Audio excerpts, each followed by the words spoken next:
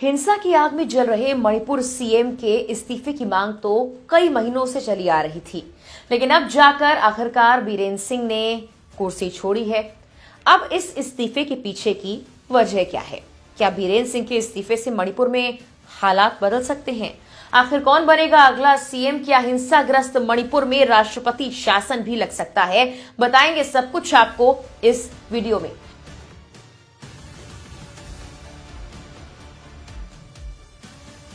नमस्कार, मेरा नाम है मेघना सचदेवा और आप मुझे देख रहे हैं लोकमत हिंदी पर। सबसे पहले आपको ये बता दें कि मणिपुर को 1972 में राज्य का दर्जा मिलने के बाद से ही राजनीतिक उथल पुथल के चलते वहां 18 बार सरकारें बदली जा चुकी हैं। हालांकि राजनीति से ज्यादा उथल पुथल यहां तब मची जब पूर्वोत्तर के इस खूबसूरत राज्य में मई 2023 में हिंसा भड़की और इसने हालात बद से बदतर कर दिए। हिंसा के बाद से ही एन बीरेन्द्र सिंह पर कुर्सी छोड़ने का दबाव था और अब जब वो इस्तीफा दे चुके हैं तो सबसे पहला सवाल ये कि जब महीनों से उनके इस्तीफे की मांग चली आ रही थी तो अब इस इस्तीफे के पीछे आखिर क्या ठोस वजह है? देखिए, विपक्ष लंबे वक्त से बीरेन्द्र सिंह के इस्तीफे की मांग कर रहा था, खबरों में यही सब कुछ था, लेकिन अब इस्तीफे के पीछे की बड़ी वजह है वो हालिया विवाद जो एक लीक हुई ऑडियो से जुड़ा हुआ है।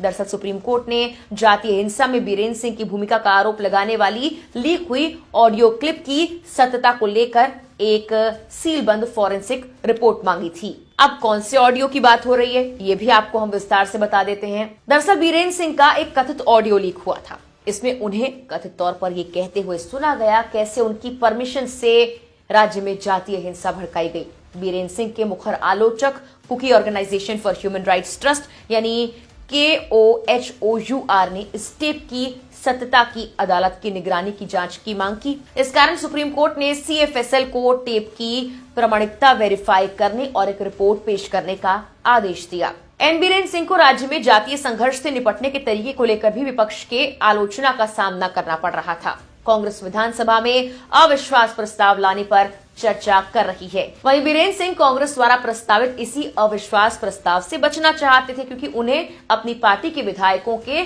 समर्थन का भरोसा नहीं था, इसीलिए उन्होंने इस्तीफा देना बेहतर समझा।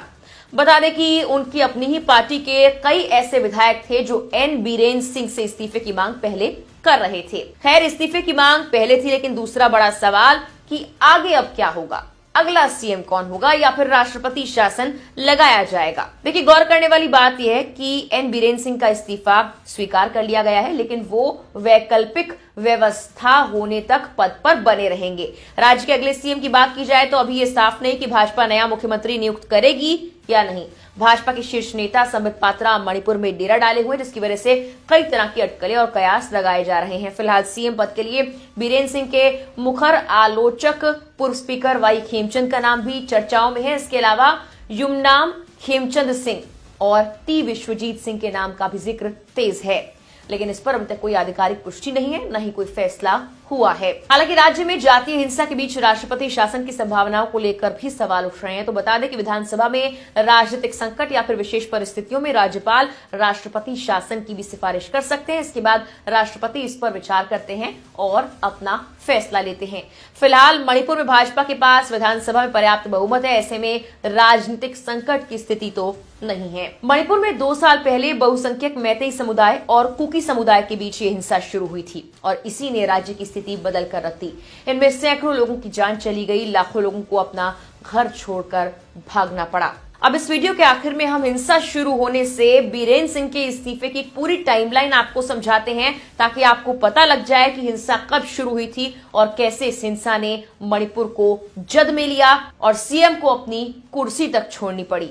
7 नवंबर 2022 मणिपुर सरकार ने साल 1970 और 1980 के पिछले आदेशों को दरकिनार करते हुए एक आदेश पारित किया, जिसमें प्रस्तावित चुराचांदपुर खोपुम संरक्षित वन से गांवों को बाहर रखा गया था। फरवरी 2023 से राज्य सरकार ने चुराचांदपुर, कांगपोक्की और टेंगनोपा जिलों में वनवासियों को अतिक्रमणकारी घोषित करते हुए बेदखली अभियान शुरू कर दिया था। मार्च 2023 में मणिपुर कैबिनेट ने 3 कुकी उग्रवादी समूहों के साथ ऑपरेशन के निलंबन समझौते से हटने का फैसला किया। 10 मार्च 2023 मणिपुर सरकार कुकी नेशनल आर्मी और जोमी रेवोल्यूशनरी फ्रंट के साथ ऑपरेशन के निलंबन समझौते से पीछे हट गई। 20 अप्रैल 2023 मणिपुर हाईकोर्ट के एक जज ने राज्य सरकार को मैतेई समुदाय को अनुसूचित